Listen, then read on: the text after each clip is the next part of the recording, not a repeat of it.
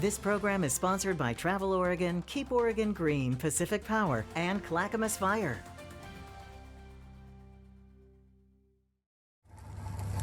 It's a familiar threat we face every single year. Wow, look at that. Wildfires ripping across the Northwest. We really didn't think it could happen to us, and it did. 2025 is no different. The state of Oregon bracing for another challenging wildfire season following a record-breaking year last year. You can see a lot of people are trying to come in, trying to rescue their animals and other belongings, but deputies are not letting anyone in. What can be done so history doesn't repeat itself? We are on your side tracking everything from state preparedness. People need to understand the fire season has begun. To lessons learned. Why don't you put all power lines underground?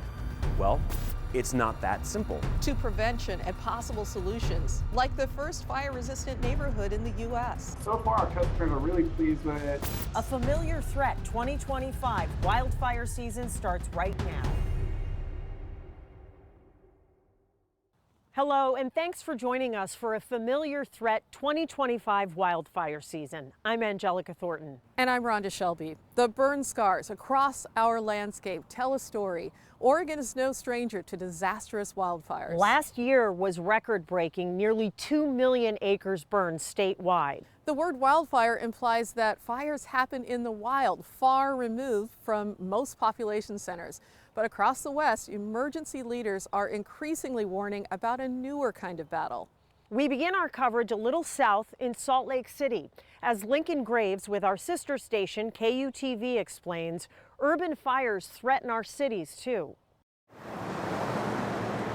Across the American West, more and more urban city dwellers are thinking about fire danger. The first year we were here, I was like, It's crossed Marie Riker's mind. well, maybe a little bit in the summertime when all the green weeds turn brown. As well as the mind of her neighbor, About 28 years. Randy Hansen. These weeds here on the hillside here just start to get out of hand. Marie and Randy don't live in typical wildfire country.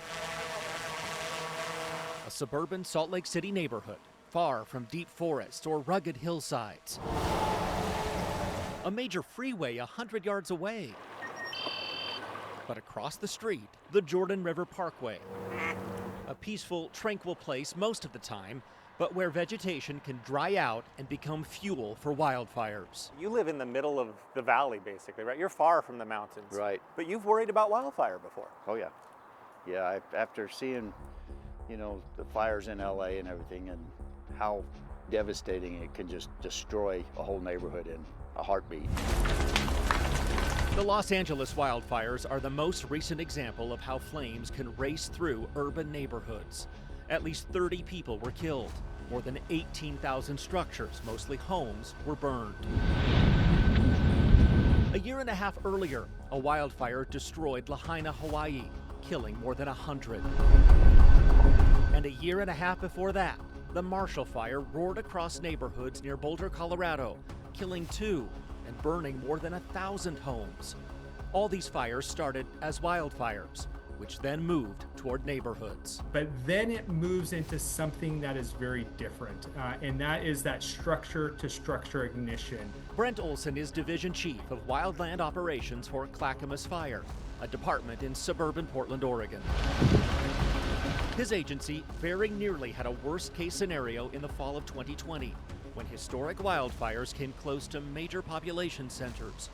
500,000 people were under some level of evacuation order. We really didn't think it could happen to us, and it did. Olson says that if fires reach urban areas, spread by extreme conditions, everything changes. And at that point, I no longer term it a wildfire and what we traditionally think of as trees and brush and things of that nature.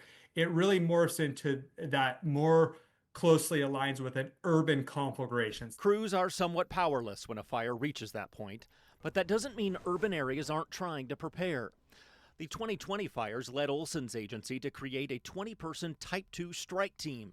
It was the first such wildland hand crew set up by a structural fire department in Oregon. We've just onboarded and started their initial training for the 2025 season. Elsewhere in the West, like Las Vegas and its hot desert climate, vegetation fires are somewhat less common.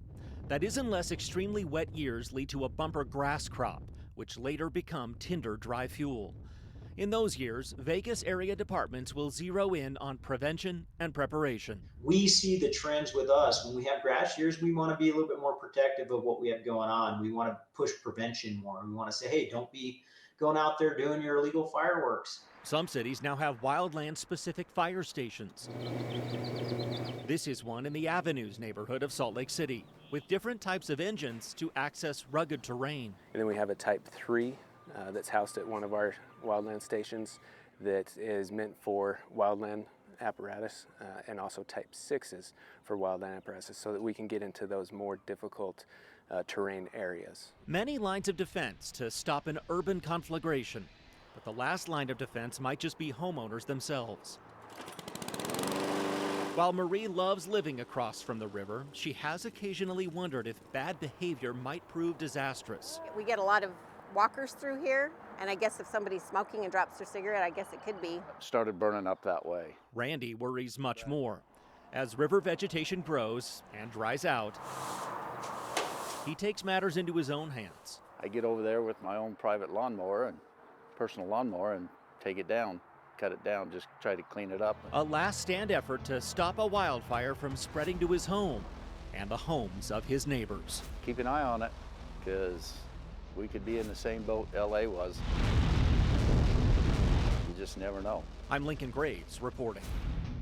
In Oregon, officials have warned 2025 wildfire season is shaping up to be eerily similar to last year. But what exactly does that mean? Here's a look at the numbers. Oregon saw a record 1.9 million acres burned in 2024. The state's 10-year average, 640,000 acres per season. At least 42 homes and 132 other buildings were destroyed. Oregon Governor Tina Kotek invoked the Emergency Conflagration Act a record 17 times to mobilize resources. Costs exceeded $350 million. Not only are conditions expected to be similar this year, temperatures are expected to be hotter. The state has benefited from a wet winter and strong snowpack, but dried vegetation could increase the fire risk later this season. During the first week of May, Wildfire Awareness Month, Governor Kotek shared how the state is preparing. Oregon's fire response is powered by the Fire Mutual Aid System. It is a network of roughly 1,100 firefighters from over 300 local agencies. This summer, a state-funded grant is adding 1,500 seasonal wildland firefighters. The Oregon Department of Forestry also plans to hire more than 400 seasonal wildland firefighters. The state plans to pre-position helicopters, planes, and other resources based on shifting fire risk. Equipment locations may be adjusted weekly to target high-risk areas like eastern Oregon, where the Durkee fire burned nearly 300,000 acres last year. But while the state stands ready, the governor says it's on everyone to do their part too. We are already hearing call-outs for debris burns on private property that have gotten out of control. People need to understand the fire season has begun. Last year, 60% of wildfires in Oregon were human-caused. While rare in the past, some power companies have been on the hook, such as the case in California in 2018. Since then, PG&E has committed to moving some power lines underground. Katu's Barry Mangold explains how this move could mitigate wildfire risk, but why it also comes with a price of its own. The 2018 Camp Fire in California left communities devastated. 85 killed, 18,000 structures destroyed. The city of Paradise left mostly in ashes. The fire sparked by power lines owned by the utility company, Pacific Gas and Electric. Wildfires started by power lines like these are actually uncommon. Nearly 90% of all the wildfires in 2024 were human-caused. But with the threat of wildfires raging once again going into this summer season, utility companies are doing everything they can to prevent the next big blaze. And one city in Colorado is decades ahead of the curve. We feel really comfortable that we've mitigated that risk. Travis Walker is the Power and Light Director for Fort Collins. Since the 1970s, the city has undergrounded over 99% of its nearly 2,000 miles of distribution lines. So for the average resident of Fort Collins, How often do they experience a power outage in a given year? Sure. So the average customer in Fort Collins sees a 45-minute outage every 4 years. 45 minutes every 4 years. Yes. Is there any risk of starting a wildfire with underground power lines?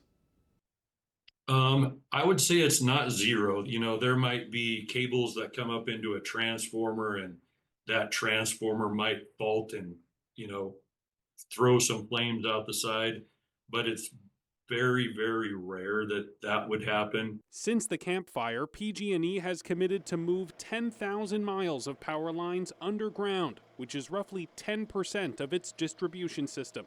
The company says the change nearly eliminates wildfire ignition risk, and it's not the only one that thinks so. In Utah, Rocky Mountain Power started work to underground lines in high-risk areas in 2022. The same goes for NV Energy in Nevada, which started focusing on undergrounding around Lake Tahoe in 2023. And just this year, Idaho Power identified 7 miles of lines to underground through 2026, which begs the question. Why don't you put all power lines underground? Well, it's not that simple. In Oregon, Portland General Electric has nearly 29,000 miles of transmission line in its power grid, which is less than a third than its California counterpart, PG&E. And so it's easy to look at that and John Farmer, the public affairs officer at Portland General, says more than half are already in the dirt. He says the reason they don't underground everything comes down to the customer. How much would it cost to underground the rest of it? So, one of the things when you think about undergrounding power lines, cost is one of the key factors that you have to think about. If we were to put our entire distribution system underground right now, the cost would be on the order of tens of billions of dollars. Tens of billions. Tens of billions of dollars. That cost, he says, would translate to power bills going up by thousands of dollars for every customer. Compare that cost to the roughly $25 billion that PG&E had to pay to settle lawsuits related to the Camp Fire and other blazes in the late 2010s. Farmer says the utility considers the cost of uprooting buried power lines for routine maintenance and instead invests in meteorologists, AI-powered cameras to spot smoke, fire-resistant poles, and early alert systems. Undergrounding is effective, no doubt. However, it is not always the most effective or most cost-effective or most appropriate solution for a certain stretch of power lines. Do you think it's worth the trade-off? It has been for us. In Portland, I'm Barry Mangold reporting. Coming up, creating defensible space can make all the difference when it comes to protecting your home. But one builder is going even further. A look inside the country's first fire-resistant neighborhood.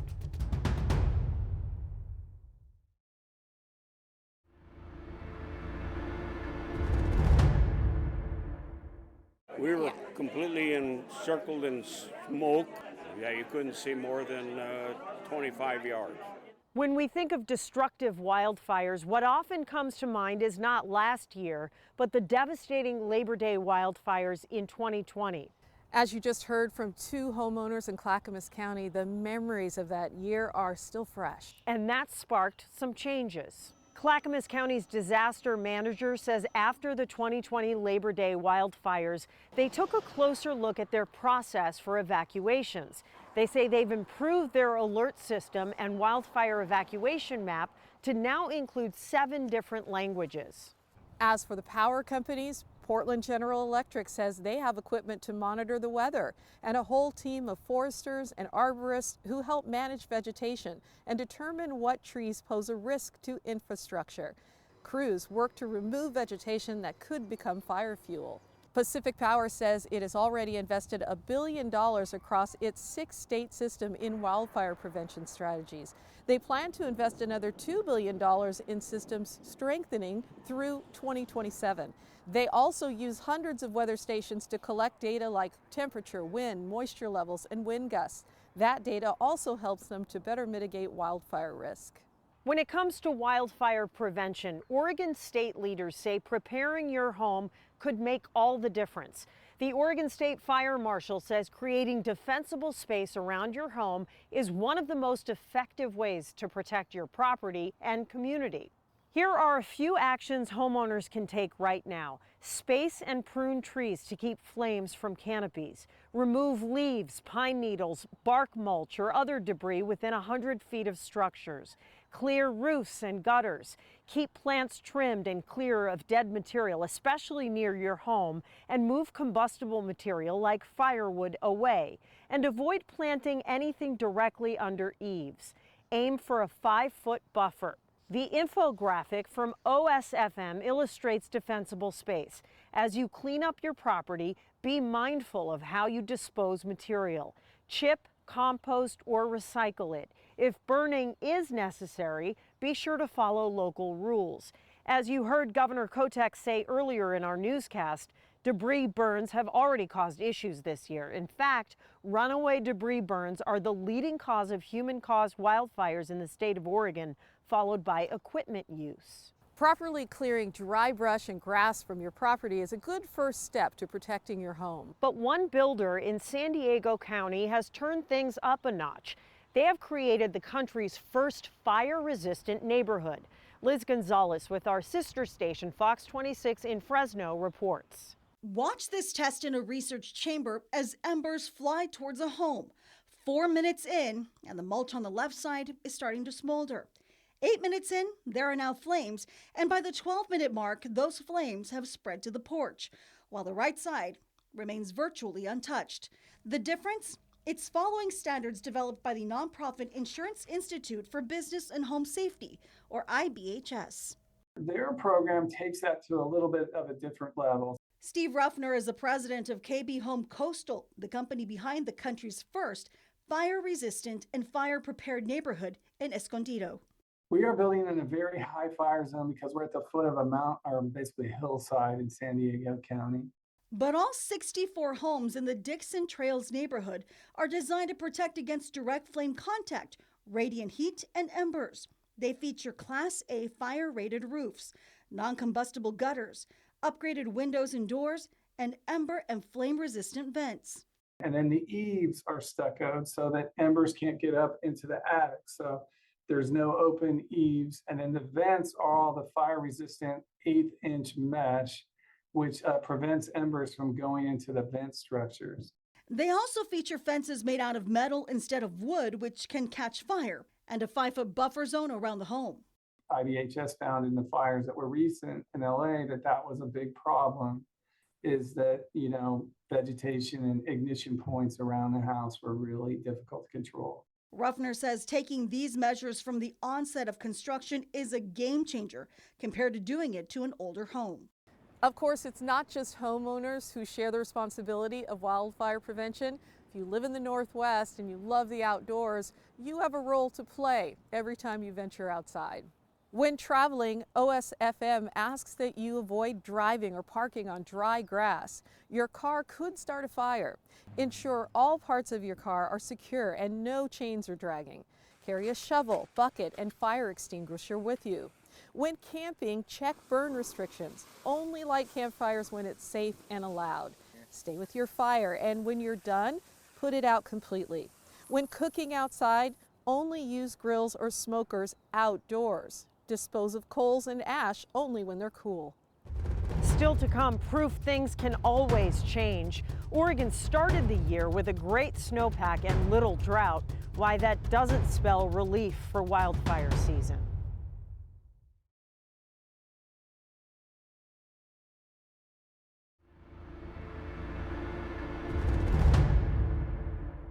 From a powder-packed ski season on our mountains to a bone-dry summer in our forests, conditions can be fluid in Oregon.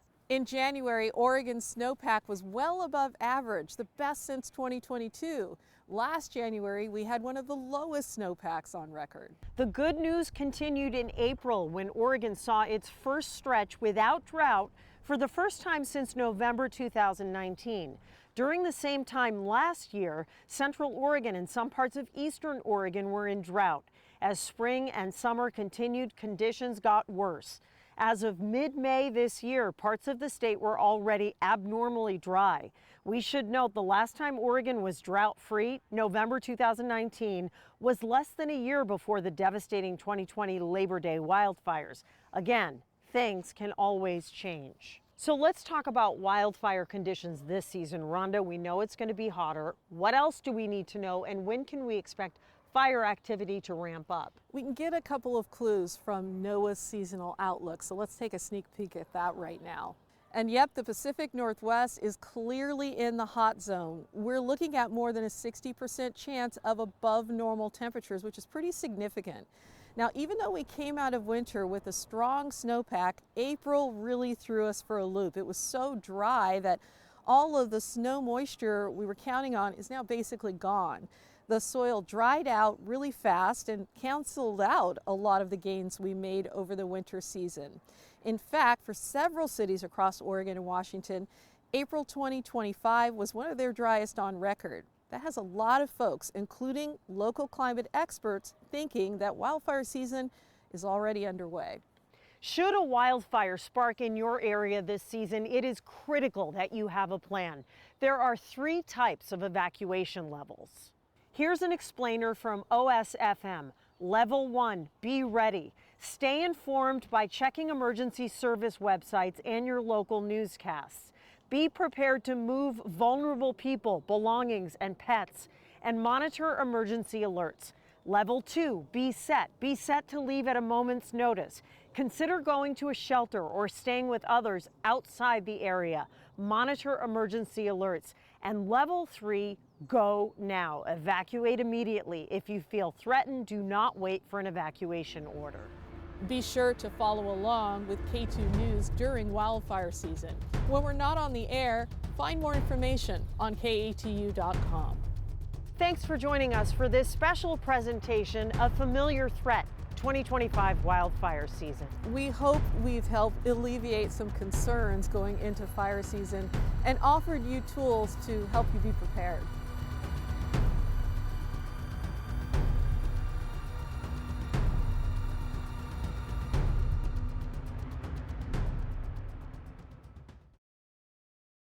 The previous program was sponsored by Travel Oregon, Keep Oregon Green, Pacific Power, and Clackamas Fire.